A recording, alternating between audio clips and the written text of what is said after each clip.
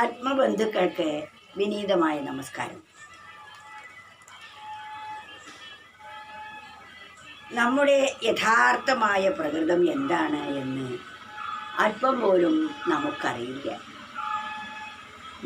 സത്യത്തെ അറിയായതുകൊണ്ട്, സത്യത്തെ അറിയാത്തതുകൊണ്ട് അസത്യത്തെ സത്യമായി തെറ്റിദ്ധരിച്ചിരിക്കുകയാണ്. ആ ധാരണയിലാണ് ഇന്ന് ഓരോ മനുഷ്യരും കഴിയുന്നത്.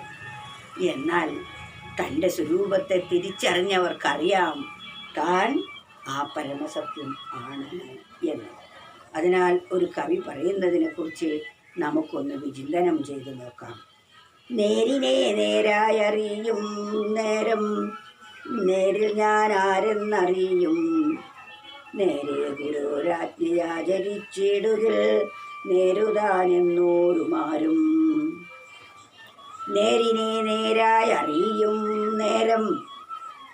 നേരായിരിക്കുന്ന വസ്തു എന്താണ്, സത്യമായിരിക്കുന്നത് എന്താണ്? ആ പരമാത്മാവ് മാത്രമാണ് ഇവിടെ സത്യമായിട്ടുള്ളത്. അത് ബോധിക്കുമ്പോൾ ഞാൻ ആരാണ് എന്ന ബോധം നമുക്കുണ്ടാകും. ഈശ്വരനെ അറിയുമ്പോൾ ഞാൻ ആരാണെന്നറിയും. എന്നെ അറിയുമ്പോൾ ഈശ്വരൻ ആരാണ് എന്നും അറിയും. ഈ ഞാനും ഈശ്വരനും വാസ്തവത്തിൽ ഒന്നാണ്. കയറും പാമ്പിനെയും പോലെയാണ്. ഞാൻ ദേഹമാണെന്ന് ധരിക്കുമ്പോൾ അത് പലതരത്തിലുള്ള ഭയത്തിനും ക്ലേശത്തിനും കാരണമാകുന്നു. കയറിൻ കഷണത്തെ പാമ്പാണെന്ന് ധരിക്കുന്നത് പോലെ. എന്നാൽ നേരിനെ നേരായി അറിയുന്നേരം, നേരായിരിക്കുന്ന കയറിൻ കഷണത്തെ അത് കയറായി തന്നെ അറിയുമ്പോൾ അവിടെ ഞാൻ അതിൽ നിന്ന് വ്യത്യസ്തമായിരിക്കുന്ന ഒന്നല്ല എന്ന് ബോധ്യം വരും. അതാണ് നേരിനെ നേരായി അറിയുന്നേരം. നേരിനെ നേരായി മനസ്സിലാക്കുമ്പോൾ നേരിൽ ഞാൻ ആരെന്നറിയും. നേരിൽ എന്ന് പറഞ്ഞാൽ സത്യമായിട്ടും ഞാൻ ആരാണ് എന്നറിയും.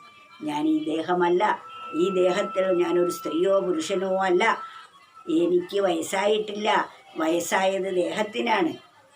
ഇതെല്ലാം ദേഹത്തിൻ്റേതാണ് മാറ്റങ്ങൾ. എന്നാൽ മാറാത്ത ഞാൻ ഇതിനകത്തിരിക്കുന്നു. ആ എന്നെയാണ് അറിയേണ്ടത്.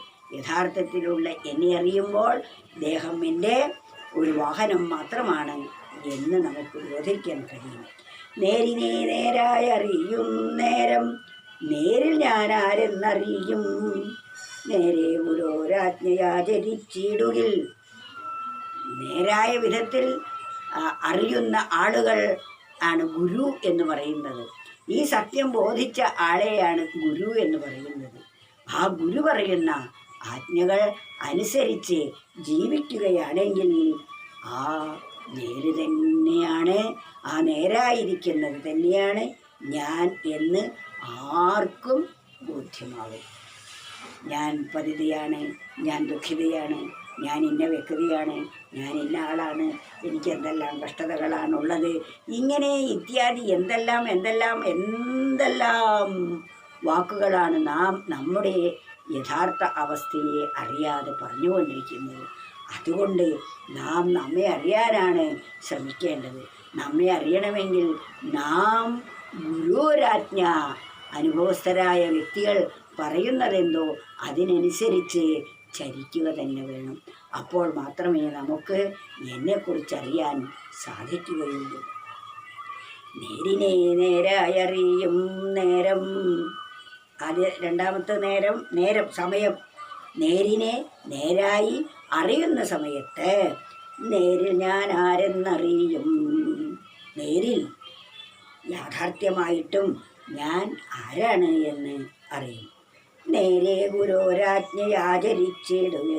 നേരെ എന്നാൽ ശരിയായ വിധത്തിൽ ഗുരുവിൻ്റെ ആജ്ഞയെ അനുസരിക്കുമ്പോൾ നേരുതാനെന്നോരുമാരും.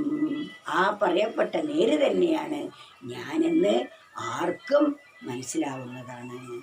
എത്ര സത്യമാണ്, പരമസത്യമാണിത്. ഇതൊന്ന് മനനം ചെയ്ത് നോക്കൂ. ഒന്നുകൂടി നമുക്കത് ആവർത്തിക്കാം. നേരിനെ നേരായറിയും നേരം, നേരിൽ ഞാൻ ആരെന്നറിയും, നേരെ ഗുരുരാജ്ഞയാചരിച്ചിടുകൾ നേരുതാനെന്നോരുമാരും.